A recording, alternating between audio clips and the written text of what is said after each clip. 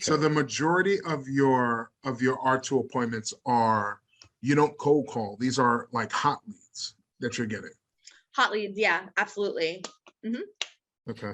And so that's how you build that over time. So, hey, Lauren, so you're on a Zoom here with people from all over the world, literally, and you got to walk across stage and special recognition at family reunion. So everything must be going great, and you never have any problems. Is that fair to say? That is definitely not fair to say. As the Market Center grows, and as you know, the Market Center evolves and grows, the problems are just different problems. You know, now we're 600 agents, and we at the start of this year started feeling kind of that retention problem. You know, it was growth, everything's great, profitability.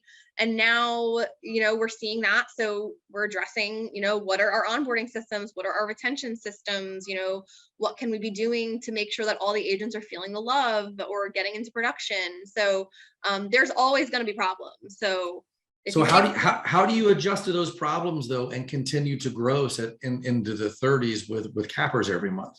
What allows you to do that? Definitely the team. So that's definitely the team, the leadership team here, and that's definitely just leverage in general to the team. So again, as kind of standard KW, I, the team leader, and not necessarily involved in retention. And when I say I'm not involved in retention, that doesn't mean I'm not speaking or trying to retain, like speaking to or trying to retain my agents. It means I'm not managing that system or making sure that that's running. I have my MCA is doing that with our director of agent services and market center tech trainer. They're doing majority of the retention, but they're letting me know, hey, here's a list of people that we need you to call. Okay, so they're giving me the task that I need to do, and I don't have to worry about that. So I think that's key to trusting those people that those activities are getting done. Yeah, you actually just brought up a memory I had when I was a team leader that my MCA would give me a list of people to call every week. Yeah. Like this person's having trouble with their marriage, this person's, and I would just make those care calls. Yeah, exactly. And I think that's important because your team is your eyes and your ears in the market center. And you can't physically handle everything. And that's a big problem for me. I'm a perfectionist personality. I want to solve every problem. As I've been in this role, again, identifying what are the problems I need to solve, and then what are the problems that need to be solved, but by other people. That's been a learning curve for me. And I think that's probably where I've had the most growth is leverage, and things are going to not go perfectly, but your team has to kind of learn those leverage lessons. As long as you're giving them ownership of those tasks, they're going to learn that if something doesn't go wrong, then they're responsible for that, you know? And I think that's been important. So what questions do you guys have in what you're hearing, or even ahas about what you're hearing over and over? Because there's some definite patterns into what she's saying. What ahas are you guys coming up with? I see Yenner has his hand raised. Hi. Oh, there you go. Yeah. Hello, very nice meeting you. Thanks for having us. We're participating from Turkey together with two of my colleagues, Ms. Simge and Gülçin. They are here. So I don't know if you mentioned or not, but we watched you having the rewards, Lauren, during the FR in Orlando. So as a black belt winner, what kind of follow-up systems methods have you been using so far on the way to net? As far as I remember, 169 agents last year, right? Yeah. So this is a great number, and our market center is as big as around 300 people. So now we're getting closer to 400 people in a couple of months. But is there any kind of very special follow-up systems or methods on the way to net such amount of agents last year? So if we're talking net, do you mean like once they're on board, like what are our retention systems, or do you mean from like a recruiting appointment to onboarding? Like which follow-up do you want to hear? The second one, actually, in terms of follow-up, how do you track that amount of appointments right after you have that appointment? How do you make them join the company? Yeah, so this has evolved over time. I am now, thanks to Lady, who's my cyberbacker on this call, I'm now using Command MC mostly to track my appointments. And this is where, again, we're going to have to scale, and I'm going to have to get Fanny, kind of my co-team leader, her appointments in, and then all the new agents and KW prep people that, again, I'm not handling all of those. So now we are in Command. Previously though, and kind of when I came into Woodbury, which was about 120 agents, so a little bit smaller, and I was grossing 10 or 12 per month. So not what we're doing now. I was using a spreadsheet. I was using the like standard KW pipeline tool where you put all your appointments on for the month and you rank their likelihood to come on board. And I was really doing that. And then me and my MCA have actually always had a shared spreadsheet of who actually she has onboarded. So if I meet someone and they were doing paperwork, I'll add them to that spreadsheet. And then my MCA will highlight them a certain color once she has onboarded them. So that way, when my OP is like, how many are we gross today? There's always that joke that the team leader thinks they're gross 15 and the MCA is like, no, we're only 5. So we're communicating that way over that spreadsheet. And again, I was pretty Excel oriented in terms of when I was doing fewer appointments. Now, because I have to leverage more, and I am leveraging more, it is Command MC. So my cyberbacker is when she sets appointments for me. So now I, again, as of like the past 30 to 60 days, have someone calling and setting appointments for me. She's entering all the contact information, and then after the appointment, I'm moving them over appropriately to like appointment held, or coming on in the join-in process, and I'm adding my notes to that contact from the appointment. So that's the work that I'm now doing for follow-up. And she is also setting up, and me and my Market Center Tech trainer are setting up smart plans as follow-up as well. So there's going to be just some automated messaging around Keller Williams going out to people that I've met with, and going out to people that maybe she spoke to, set an appointment, didn't show, rescheduled. So we're working out those automated systems. But in all honesty, for the past year, or even since I've been with Keller, it's been pretty manual, looking at a spreadsheet. Who do I feel is like a warmer meeting or a warmer lead that I need to call or invite them to a training, and things like that. So it was manual and now is more automated. Okay, thank you. Mm-hmm. Any other, Hussein, I see you have a question. Yes. So my question, you said like when you started the first 6 months was like more of learning and, figure out what you need to do. So what was the time like you starting getting the results of bringing the recruits, and what was like the month looks like for you? Did you bring like only 5 or 7 and then you start claiming up? Yeah. So I guess I'm kind of like a freak of nature. I brought in 10 in like my first month, like with Keller. So for me, the work was always on the R2s and the market share. Like that's always where. So again, I brought in, it was 10 my first month in December. Again, I don't remember the exact numbers, but I was consistently hitting 10. I think one month I hit 9 and my OP was not happy about it. So that was probably like, I think like maybe like March or April, a couple months after, because that's like unacceptable in his world to not gross 10.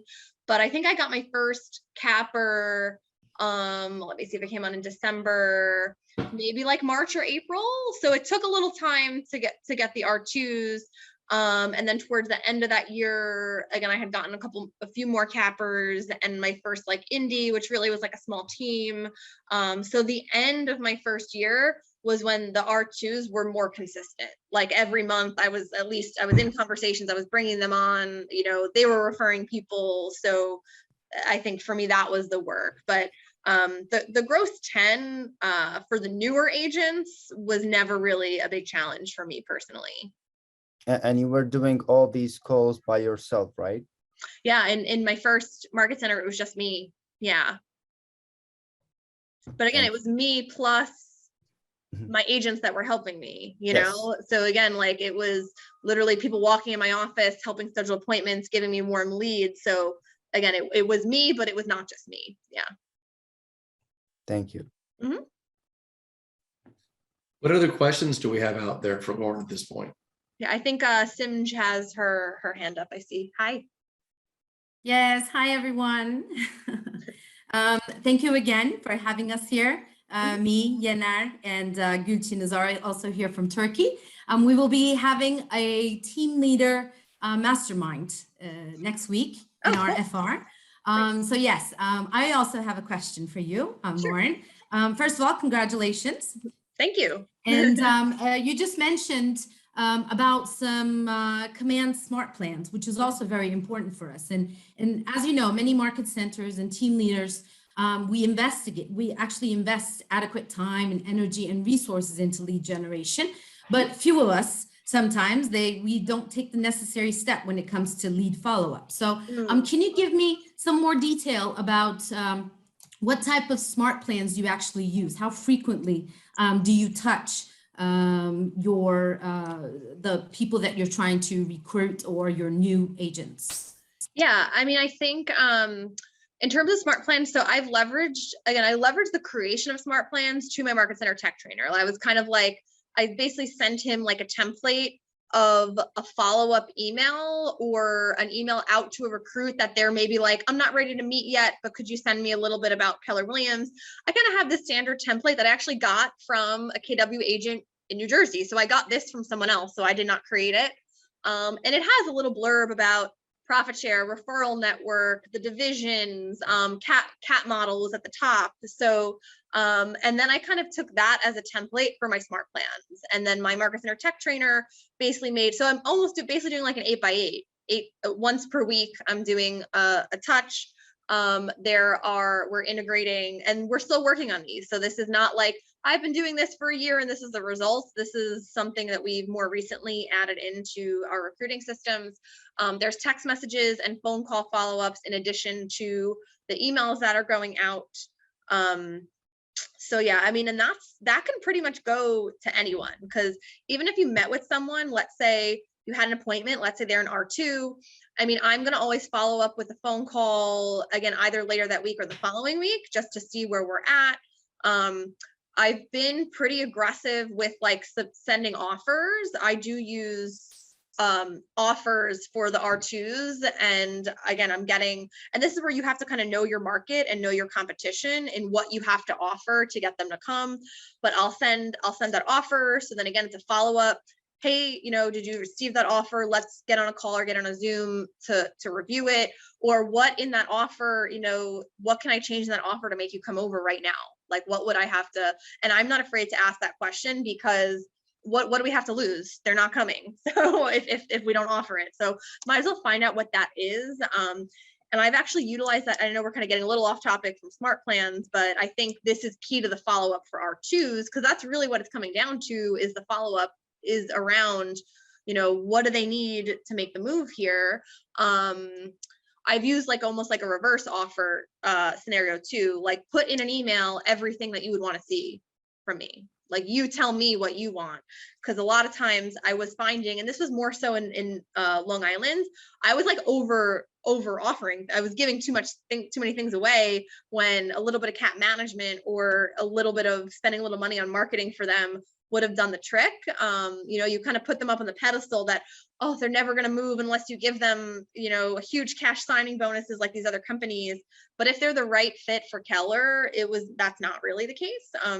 So I utilize that offer as the touch and kind of the follow-up and the response. I'll use KPAs as well. Again, after I don't KPA everyone I meet with, but after if it's a capper, and I'm trying to kind of continue the relationship, continue the meetings, I'll say, I know you're hiring a lot of people. We have this amazing tool for your team. I know we have this amazing tool. It's called a KPA. It's a personality test. So the results are really accurate and they're really fun to review. Do you want to take that? And then we can go. So I'm always looking to just kind of, my follow-up is trying to find ways to continue the conversation and continue the relationship.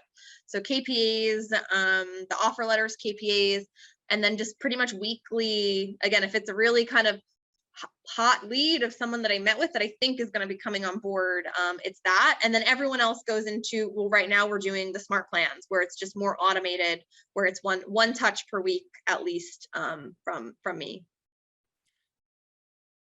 There's a good question in here too. It says, Lauren, in a typical week, what is the percentage? And And come on here and tell me your name again. So it's how do I say your name again? It's you have to close your nose and say João. That's João.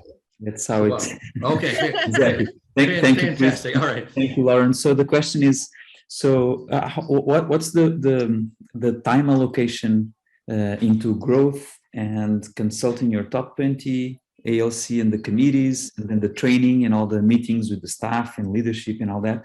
So can you go walk me through in a typical week? What does that look like?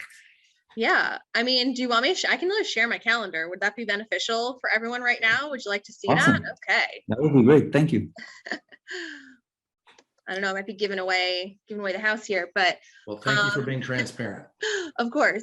So this is an example, one second, of my calendar. And this was actually a little bit of a different week because I have 2 kids at home and I had to do mommy duty in the morning. So I actually started my day Tuesday, Wednesday, and Thursday this week a little bit later, which is not normal. So normally I'm in the office at 8:30 and that's my time to answer emails, do whatever I need to do to prep for the day. So I don't have any blocks in the calendar for that.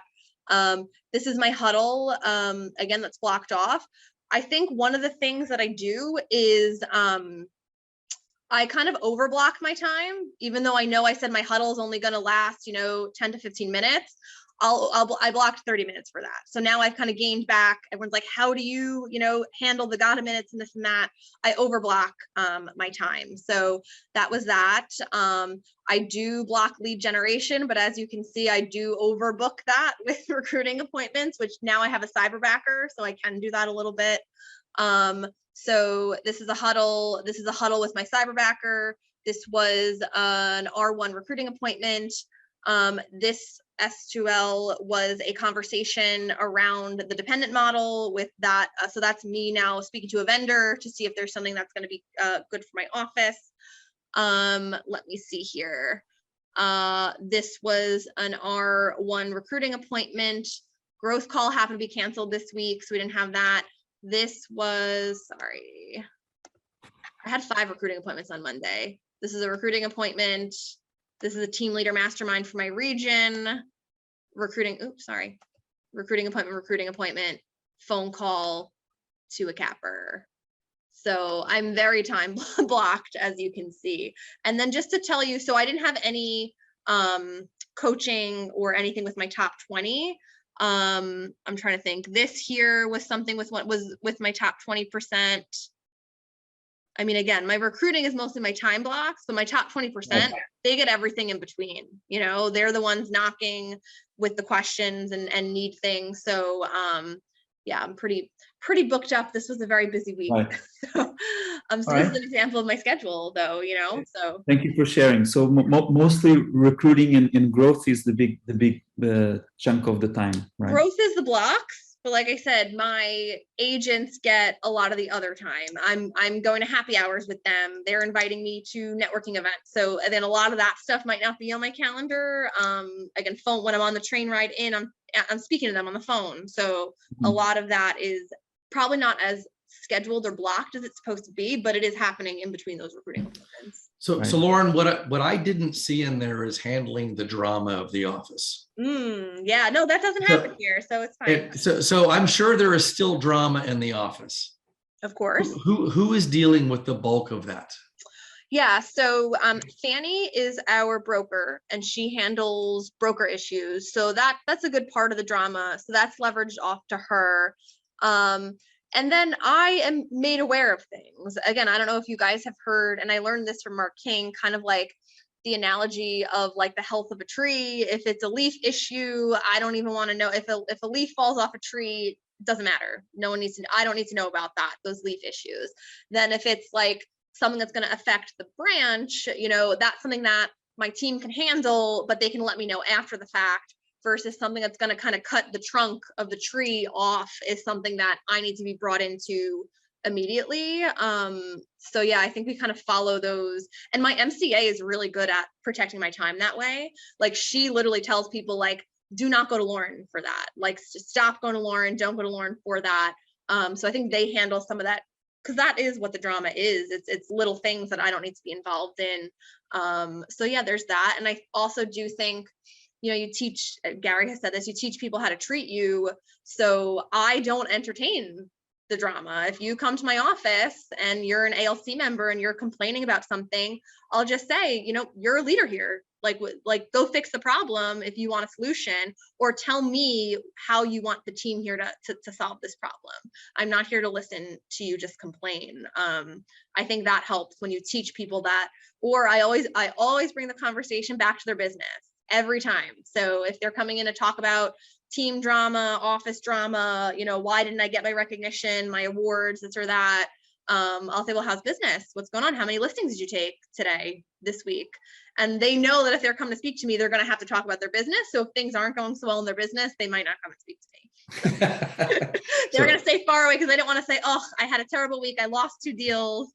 They don't want to talk about it. So I would challenge each of you to find that person on your staff that intercepts the drama.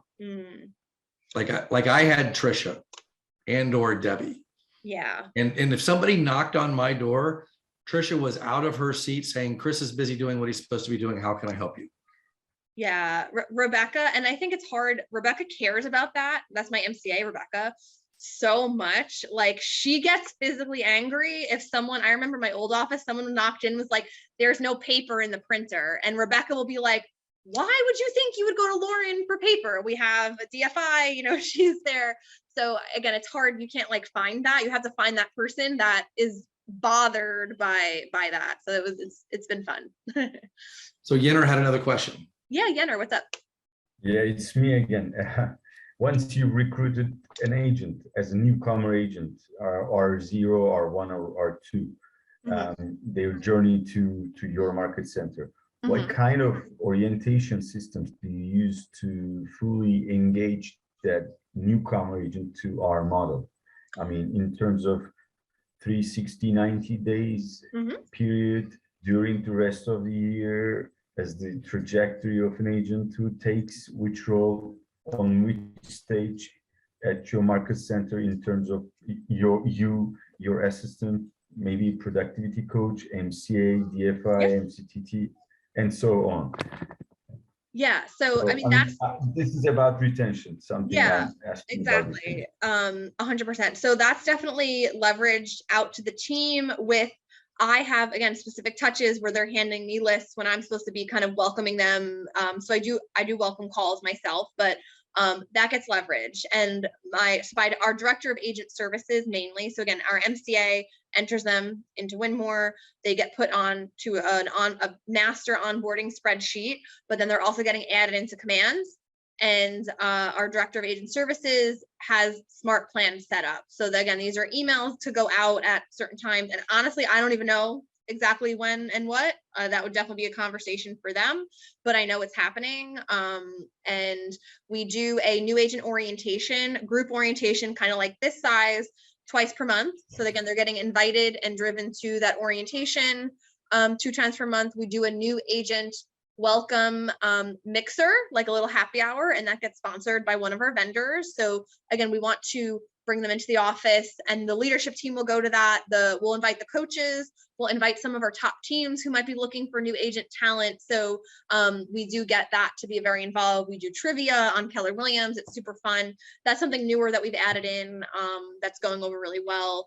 And then my director of agent services has a 30, 60, 90 day checklist that she does. And I see the question here, do I attend these events? Yes, because I'm not involved in any of the other stuff. So the things that I do get involved in are the one-to-many events. That's the best leverage for me to get faced with some people and just walk in and say, how's everything going? How's your onboarding been going? Have you met our coach yet? If they say, I'm just getting started. What about productivity coaching? So we have a couple different coaching programs here. So in the process, if they mention coaching in our initial email or in our initial meeting, let's say it's a newer agent, I'm actually looping in the coach while they're filling out paperwork or in the onboarding process, and they will meet with a coach even before they're officially on board. And then if anyone has not met with a coach for some reason, they do get introduced to a coach in the onboarding process. But we do have people who want to focus on rental transactions here and sales. So that's why we don't just automatically put them in coaching. We essentially let them choose, do they want to do rentals or sales? So yeah. And then the specifics would be handled by my director of agent services, because I don't really know what all that looks like. And it looks like you had another question, says, what about PC? Yeah, so what about PC exactly? What do you want to know? Like, She has just answered. Yeah, thank you. yeah, Lauren. I think I mentioned if they, when they get introduced to PC, yeah. Okay. Okay. I have a question. Yeah. What's up? Lauren, do you have a mentorship program in your office? So if we have a couple of our ALC members that will take like one-off mentors, you know, unfortunately, we of course do have people that go into coaching and it's either not the right personality match, or typically that person does not like accountability is usually what the real issue is. Yep. But again, for retention purposes, again, I do understand that people learn and want to be interacted with in different ways. I have a couple ALC members that will volunteer and they'll take on 3-4 people, you know, like not a big coaching program, but they will take on mentors.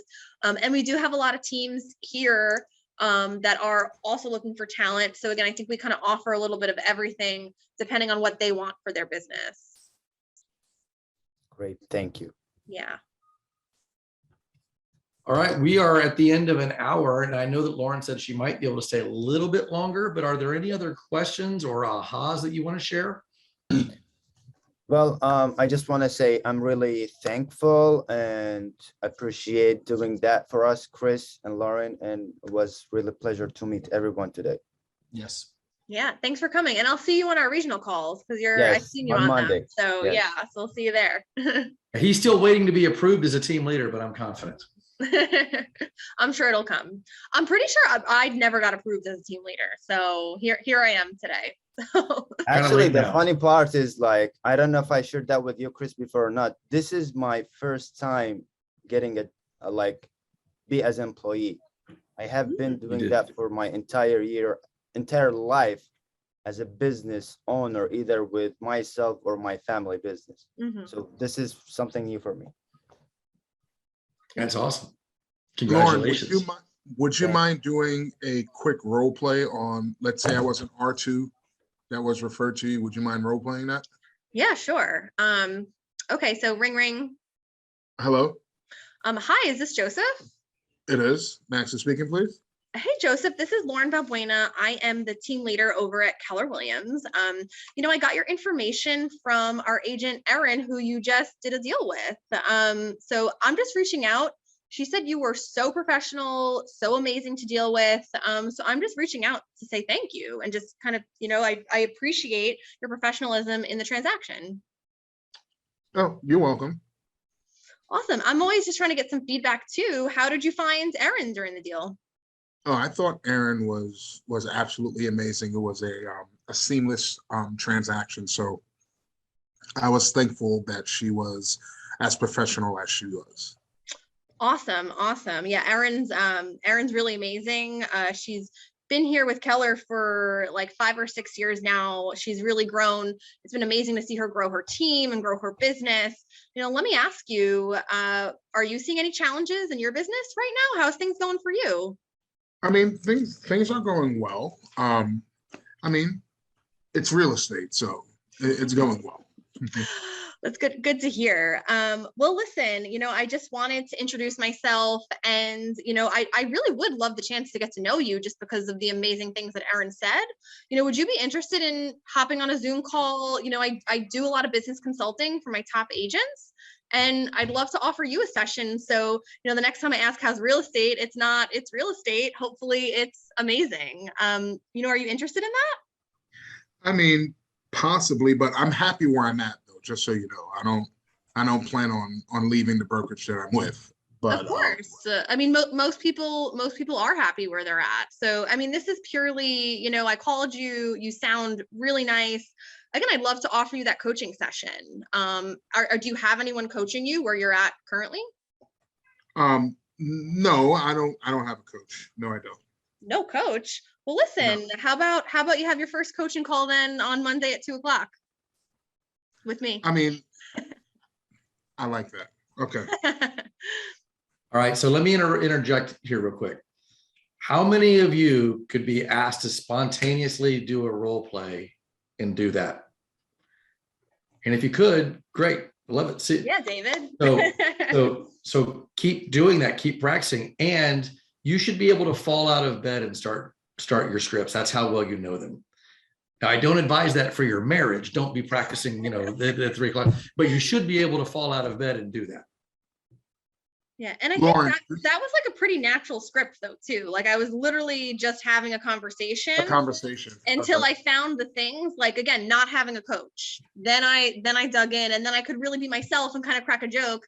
How about Monday for your first coaching call? They're not all like that, obviously, but you got to just ask really good questions until you find the thing that you can dig in on, and that's really what it is.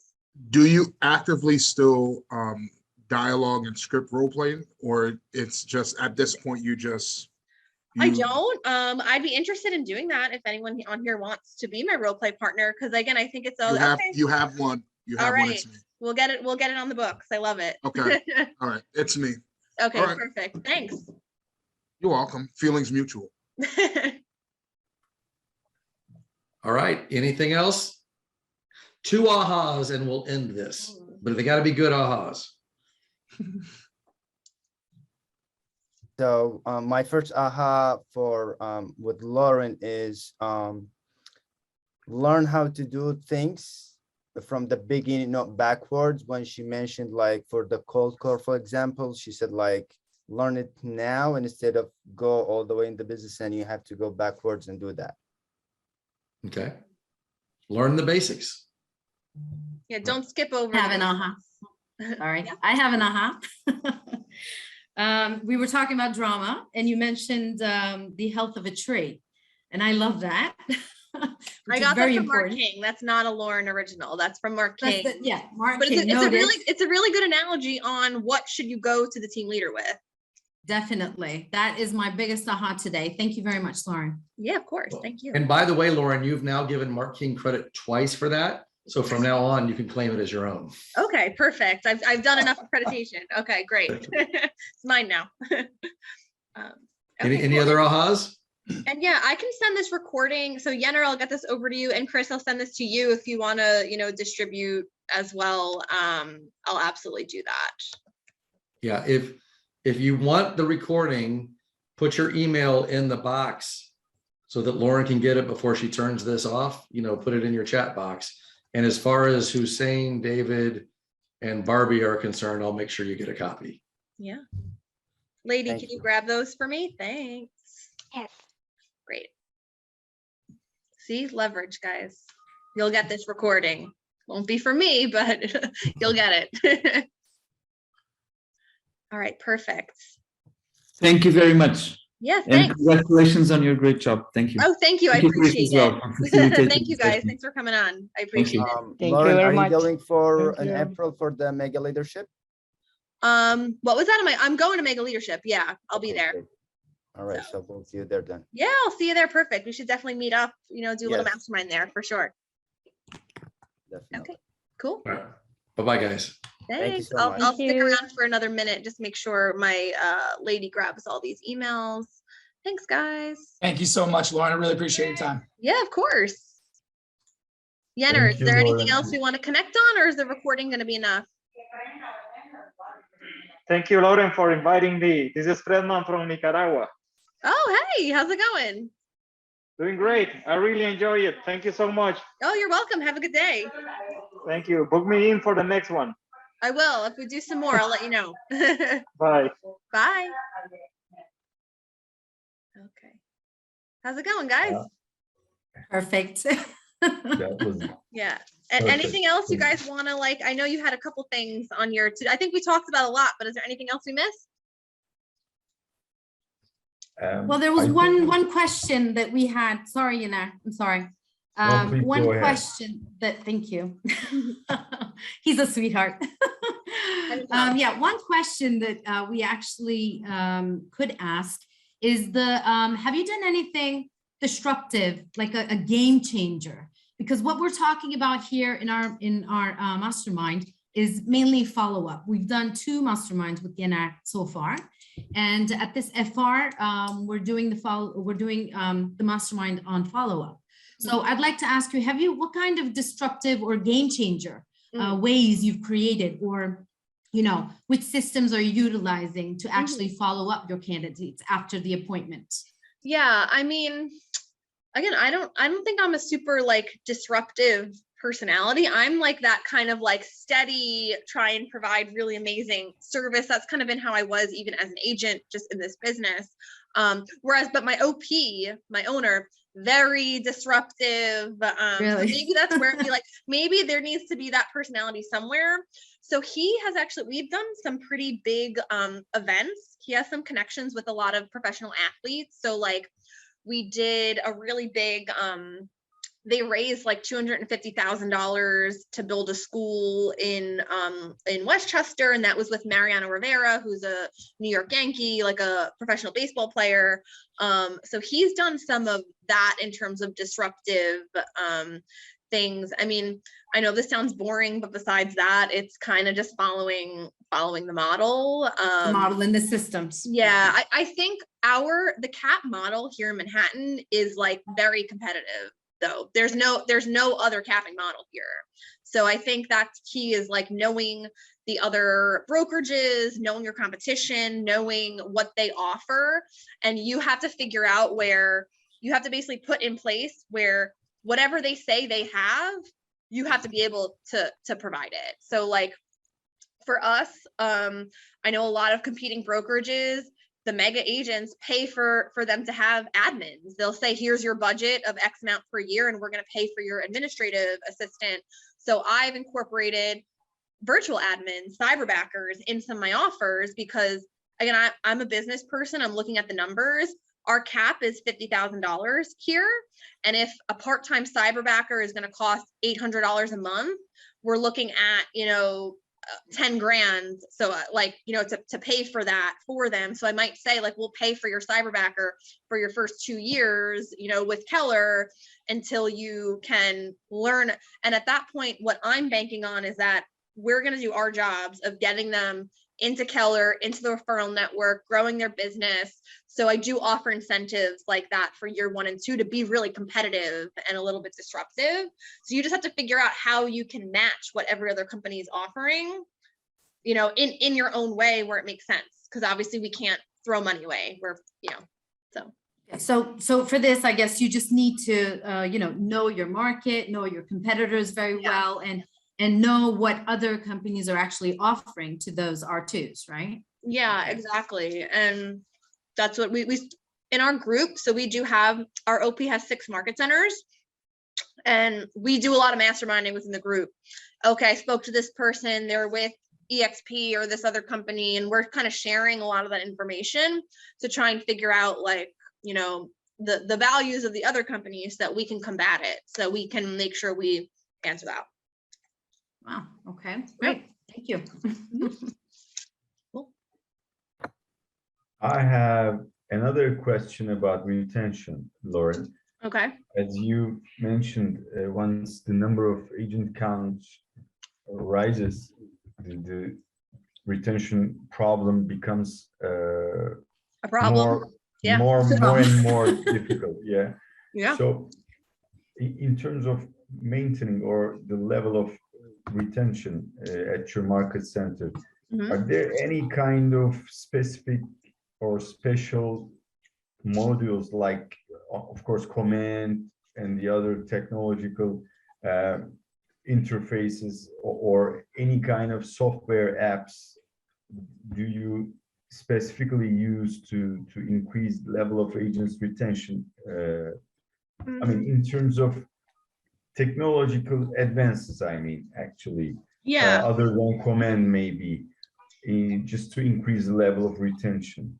Or let me be more in detail, like in terms of the level of structured systems you've been using so far in your organogram. Yeah, example. I think with retention, so there's a couple different milestones in retention. So like a new agent coming on board, there's the onboarding system is the time for those agents to get engaged. So that is a lot of, you know, emails, events, connecting them with coaches, making sure they're attending training. So we're not really using any technology for that, but that's the system is then.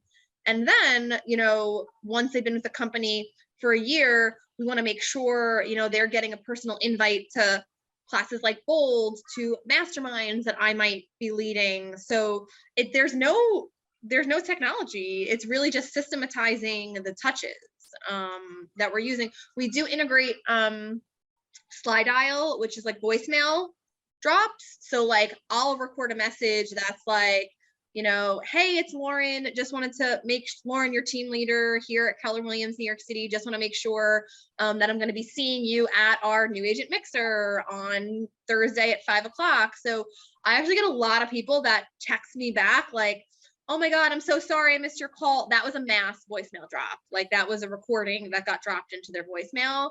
So like things like that and mass texting for the really important things that you want agents to attend or be a part of, I think is a big part of retention. And just paying attention to their businesses. I'm looking at my top down, especially my top agents. Are they having good years? Are they having a not great start to the year? And I'm reaching out and saying like, hey, is there anything, you know, you want to mastermind around? You know, do you want to do a one-on-one session? A lot of the agents know to come to me though, like, hey, I need my director of operations is leaving. I need help replacing them. So like, again, they do know to come to me, which if I didn't know that they were going through those struggles, then maybe they would be a retention issue, but they do come to me when they have issues. And I think that's key. So no, the answer, I'm sorry, there's no easy button technology for retention. And you're using your own capabilities in person.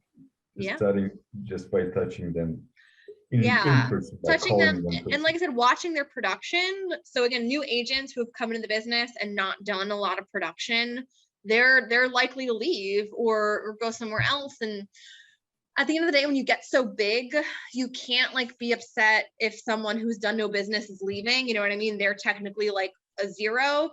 But you want to make sure you're retaining just the really promising people, the people that are in culture, you know, are really trying hard. Again, I might recommend teams at that point. A lot of times, maybe we're starting to implement KPAs in our onboarding process where every person coming on board is taking a KPA, and my director of agent services is doing that. And that's to kind of be able to pull up and say, well, it says you're a great fit for a buyer's agent. I know the Nicole Gary team is looking for that. You know, have you thought about a team? So teams are kind of our last ditch effort for retention, I would say. Lauren, how many teams do you have in your market center? We have a lot. I mean, probably like 20, maybe more even.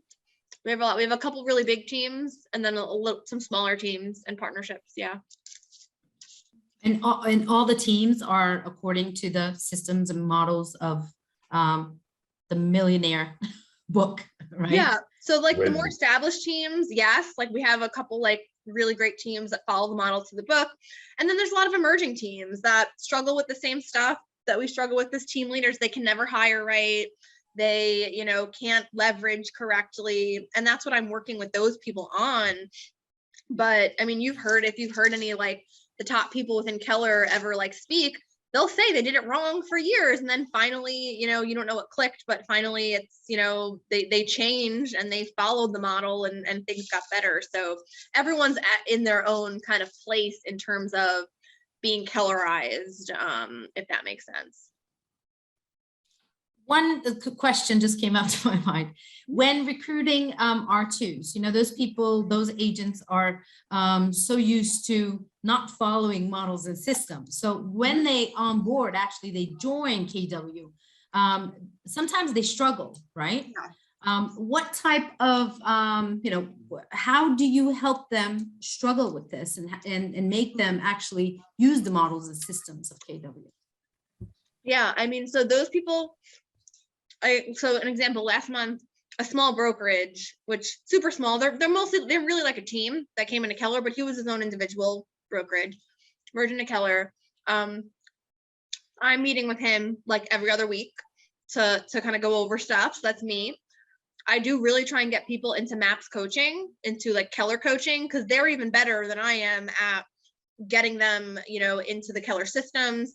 I try and pair people together as well, meaning, again, that person's a small team. He does a lot of rental business. He's looking to get into sales. I'll say like, hey, have you met Alan? Alan was primarily a rental agent 3 years ago. Now he does only sales. Like, you guys should mastermind. And again, Alan is one of our ALC members, so he'll have conversations. I think people always want to speak to people who are doing that next level of business to them. So I'll kind of pair those people together, and, you know, they might from that connection work together a little bit, or just they need to start having relationships in the office.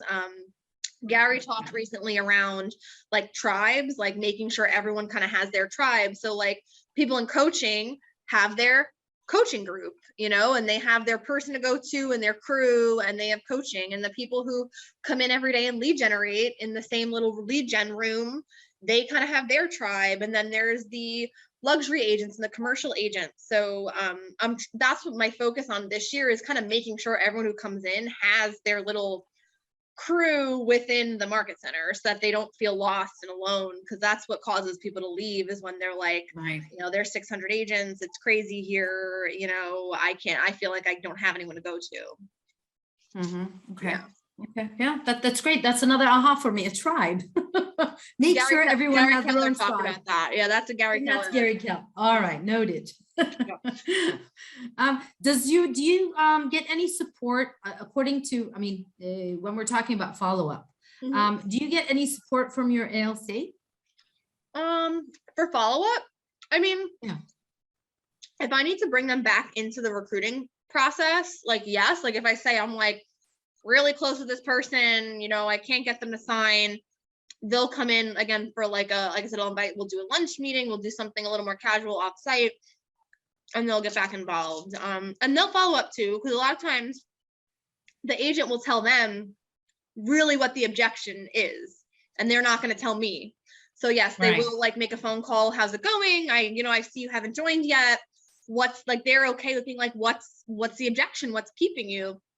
And then they can report back to me, and I can maybe do something about it. So. Okay. One question from me about Cindy's last question. Actually, do you ever need to include MCTT or productivity coach to your process of recruiting, or 100%, the yeah. process of follow-up? 100%. So like recently we had a really top agent from Compass. Again, we had been through multiple meetings with her. She met our regional tech director. So we'll bring in people from the region. She met our OP, like she's a really top agent. And a lot of times they need to kind of like see the process. So I did have like my market center tech trainer laid out, we have kind of like a transition plan. And I was like, let's make sure this is like customized to her.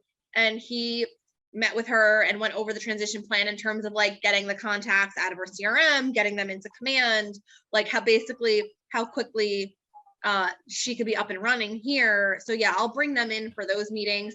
I'm pretty tech savvy as well. So like I will pull up command in a recruiting appointment, show them a couple things. And if they want to get really more in depth, I'll either do my market center tech trainer. Our regional tech trainer will do Zoom R2 appointments as well. So I have leverage in that sense for the tech. Oh, Wow. Yeah. Nice. Transition plan by the MCTT. Noted. The tech specific stuff, because a lot of it is like I need to get my business cards, my contacts in, my listings moved over. Like I don't do any of that stuff. So you know what I mean? Like I know what has to happen, but I'm like, no, speak to the person and trust the person that's going to be helping you with it. Okay. Wow. Yeah, that's great. Perfect. Oh my God, I have so many notes again. Oh, awesome. I'll be sure to send this recording over to you guys. And yeah, this was fun. Thanks Yeah, for. thank you. Yeah, of course.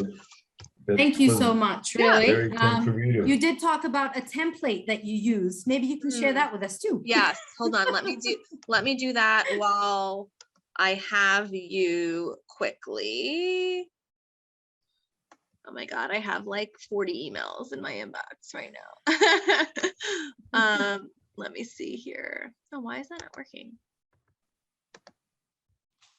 That's weird. I'll send it over. The templates like isn't working on that, but I just probably need to refresh my email. But I'll send you my template that books out like kind of the value of Keller Williams in like a blurb. So like my cyberbacker lady who's on here, like if she has a good conversation with someone and let's say they don't come in for an appointment, they're like, oh, I'm not ready to meet, but can you send me an email with like a little bit more? It has some links in it to like videos on Profit Share and our training calendar. I'll send you that. It works pretty well. I would say at like giving them a little bit of information without like the whole shebang of like The whole shebang. Yeah. Yeah, exactly. So All right. Okay. cool. All right. Perfect. Thank you, Lauren. Really, I want to congratulate you again. Thank you. My market center at the moment, as of today, is 154. Okay, that's a good Oh sign. yeah, up and running. Yeah. Thank you, Yana. Thank you very much. Yeah. But yeah, I'm also hoping to reach your numbers one day. Of course, I need to first reach Yana's numbers. It will be, But don't yeah. worry. I totally believe in you. Thank you. You'll do Thank it. you, sweetheart. Exactly. Thank And you it's again definitely for helpful tonight. to have like your like, are you guys under the same like OP, like same ownership? No, Oh, you're no, we're separate. totally different market centers. Okay. Yeah. But it's good that you guys have each other. I think having yeah. other team leaders has been really helpful in my success too. So Definitely so much. And our Turkey president, Mr. Emre Erol, he made this new plan that every quarter a new team leader or leaders will be giving the masterminds for that quarter.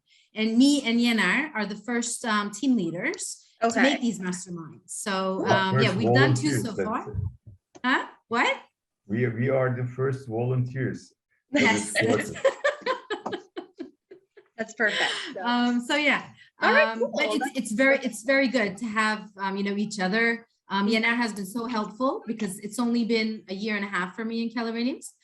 He's been very helpful, especially in these last 3 months. So yeah, it's good to be together with the other team leaders. Yeah, that's what I like. I have like my sister team leaders and we can, run things by each other. And there's just so much sharing in this company, which is so great. Like you don't have to start from scratch, but you have to figure out what you're going to do and take it and make it your own. And I think that's important. Definitely. Thank you, Lauren. Yeah, you're welcome. All right. Bye guys. Have a good rest of your day. Okay. Bye. Thank you, Lauren. You too. Bye-bye. Congratulations again. Bye. So, Bye. bye-bye. Bye.